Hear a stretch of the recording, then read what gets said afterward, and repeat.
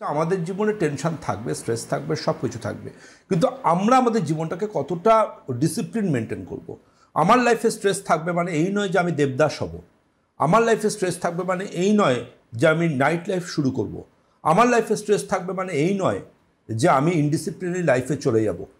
শুনুন, স্ট্রেস প্রত্যেকের জীবনে থাকে, কিন্তু অবশ্যই ডিসিপ্লিনারি লাইফ আপনাকে সুস্থ রাখতে, সুন্দর রাখতে সাহায্য করবে। আমরা ডিসিপ্লিনের কথা কি বলবো, আপনি পুরো অ্যানিমাল কিংডম দেখুন, একটা পাখিও সন্ধ্যেবেলা বাসায় ফিরে আসে। একটা নিশাচর প্রাণী সে কিন্তু রাত্রে বেরোয়, সকালে সে আবার ঘরে ঢুকে গর্তে ঢুকে ঘুমিয়ে থাকে। একদম। আপনি ইউনিভার্সের কথা ভাবুন, সূর্যকে কেন্দ্র করে সমস্ত গ্রহ নক্ষত্র ঘুরছে, আবার কোনো গ্রহকে কেন্দ্র করে উপগ্রহ ঘুরছে।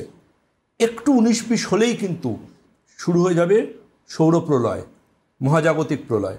কিন্তু দেখুন, সেখানেও ডিসিপ্লিন, সব জায়গায় ডিসিপ্লিন, প্রত্যেকটা ক্ষেত্রে ডিসিপ্লিন, অ্যানিম্যাল কিংডম থেকে শুরু করে আপ টু ইউনিভার্স ডিসিপ্লিন। আপনি ডিসিপ্লিন হন, আপনার অসুখ আপনার থেকে দূরে পালাবে।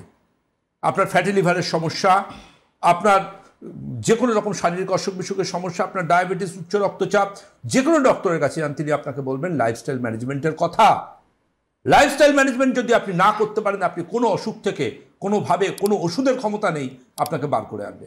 আপনি যত কোটি টাকার ওষুধ খেয়ে যান।